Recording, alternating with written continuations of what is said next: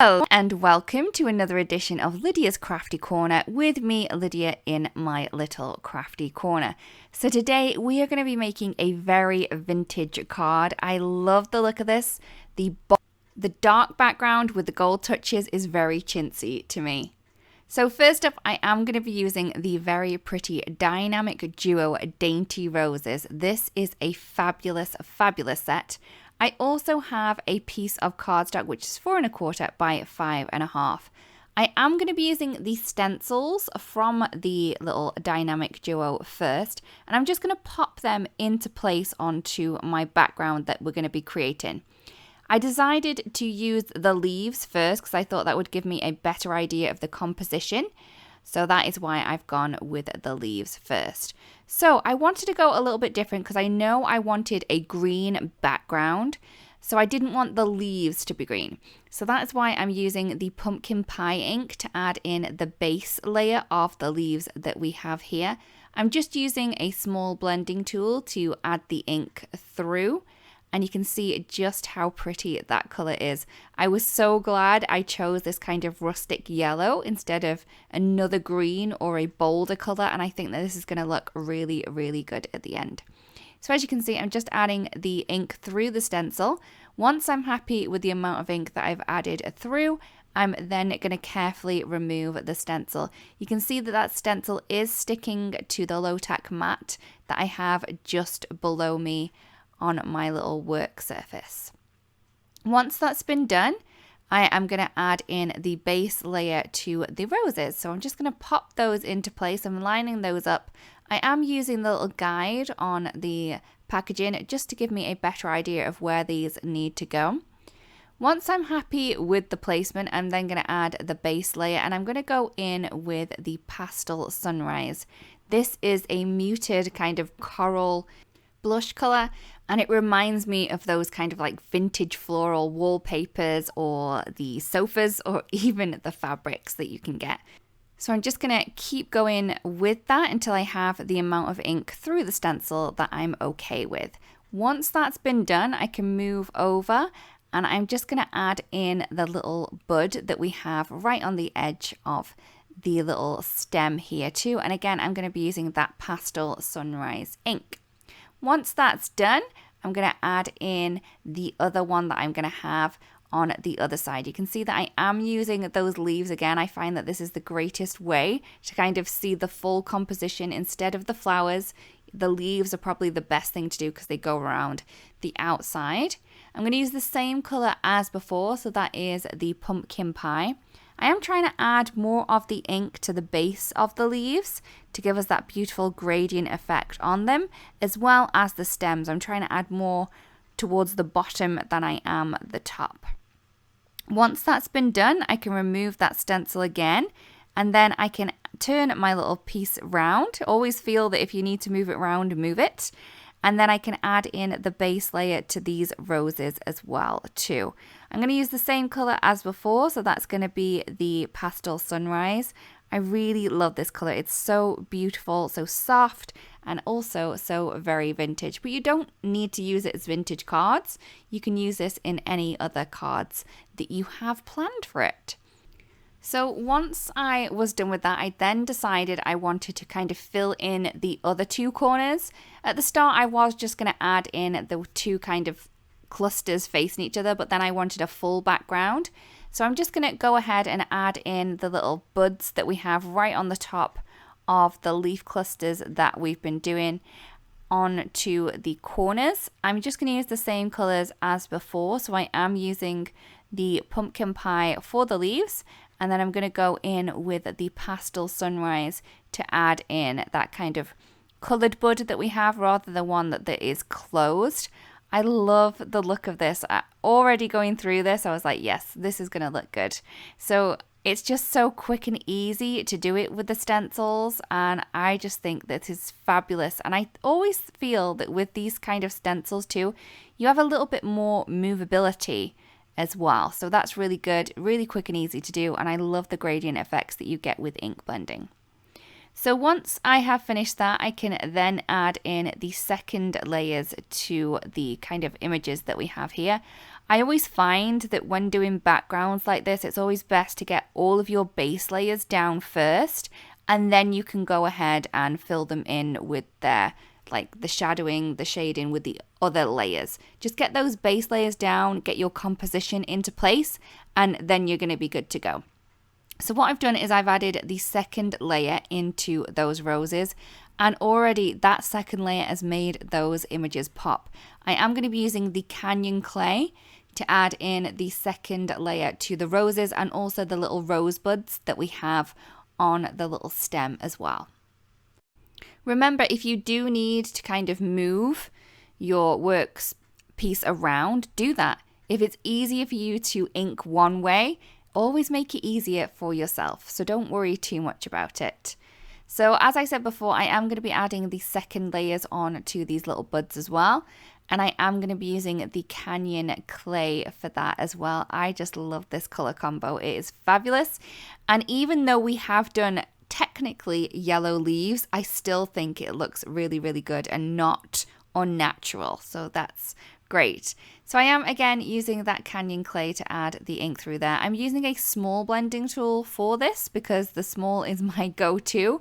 But if you have other blending tools, other sizes, definitely use those. Use what's best for you and what you find is easiest.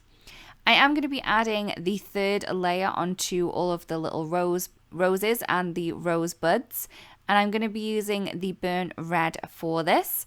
I am going to use a mini blending tool for this because there's not a lot of kind of ink that I need to push through that stencil, and some of the images can be a little bit close to each other on the stencil set, so using a smaller blending tool will help you with that if you're a little bit more heavy-handed like me and tend to go through other parts of the stencil. I did forget to add in this little bud that I have in here so we can go through all of the layers that we have been doing. So the first layer that we're going to go with is the pastel sunrise. We're then going to move that over and we're going to be using the Canyon clay to add in the second layer there. I have used the small blending tools for both of those layers, and then I'm going to move over to the third layer and I'm going to be using the burnt red ink with a mini blending tool for that one there. Once all of the buds have been done, I'm then going to move ahead and move on to the little roses that we have down here. Again, I'm going to be using the same colors as I did for the buds. So we're just going to be adding in the third layer here, and the third layer is going to be using that burnt red ink and the mini blending tool. It is amazing how quickly these images come together, and I'm sure you're going to have so much fun creating with these. Maybe you can create backgrounds like this, you could create borders, you could create whole 12 by 12 sheets if you wanted to use for scrapbooking. That would be really cool as well. Once that has been done, I'm then going to move on to the second layer of the leaves. These line up really, really quickly and easily. They're just going to be done in one go. And for this here, I will be using the fabulous Sicilian Amber. So this is a really dark, kind of golden brown color. It's very, very pretty and one of my favorites. So I'm just going to be using a small blending tool to add that through the stencil to add in the details to the leaves and also those little stems that we have at the top. So once that has been done, I'm going to remove that, and you can see just how pretty it is there. And I'll be just doing the same for all of the other pieces that we have around the outside. I'll just be adding the bit that I need over the stencil image underneath, and then we're going to move ahead.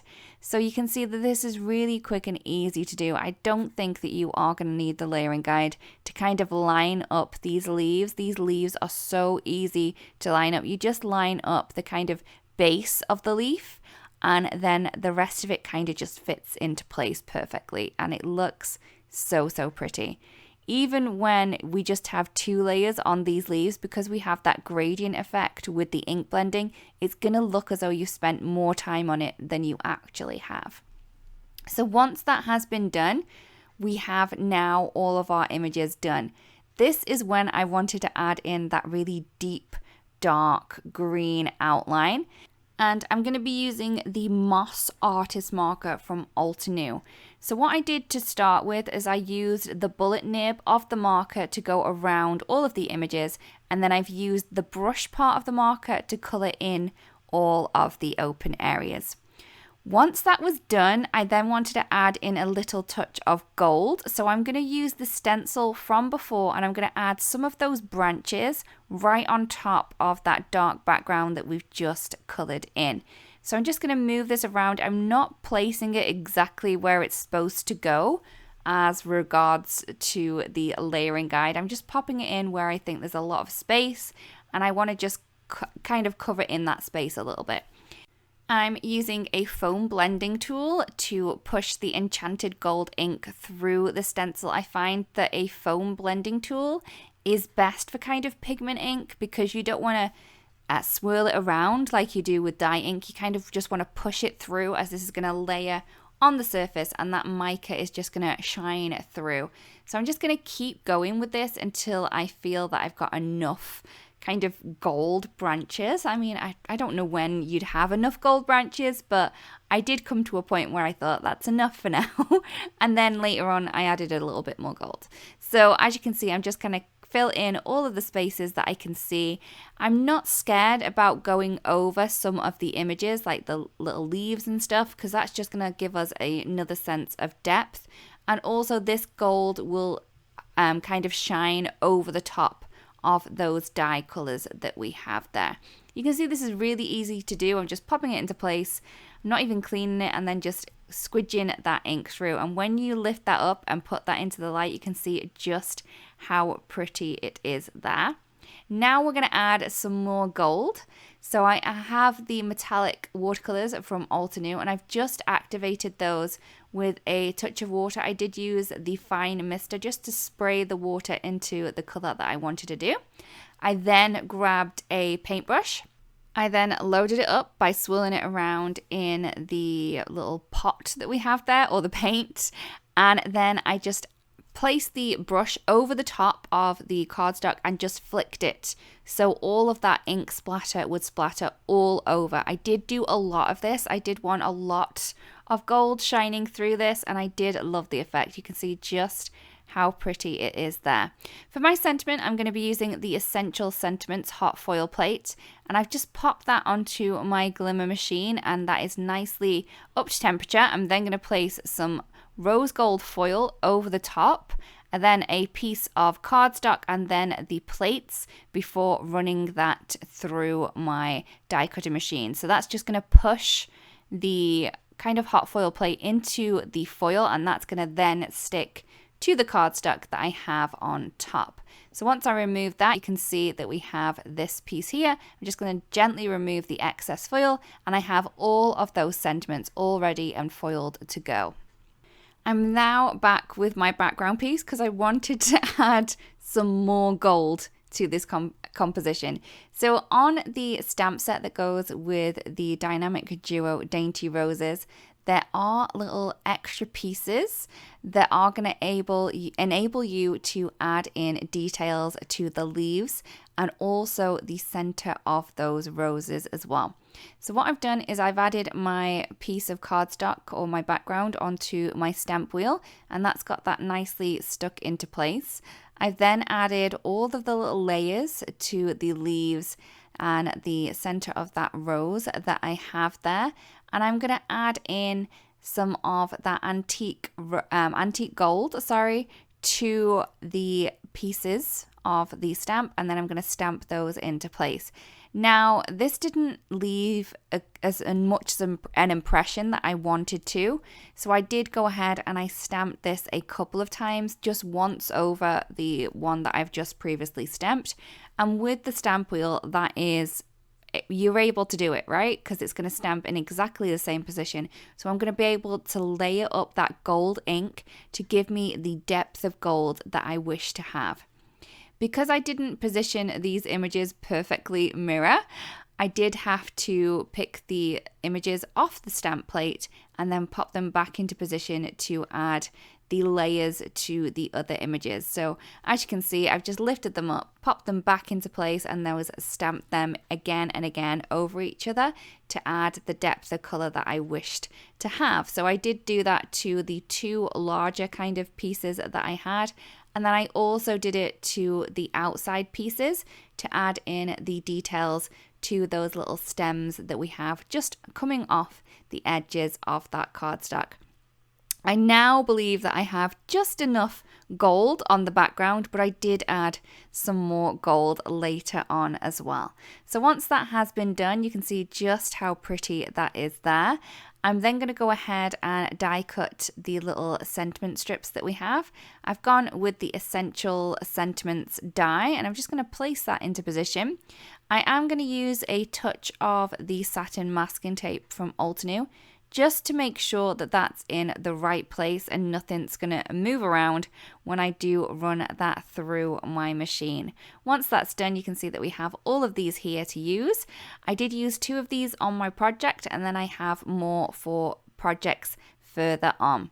So here's my card, and I also have trimmed down my background piece just 1/4 inch from each side, and I'm just going to pop that onto a 4 1/4 by 5 1/2, and I'm going to have that really pretty white edge around the outside, and that's just going to really kind of tie in the white pieces that we have left on those roses, as well as the white that we're going to have on our sentiment strips.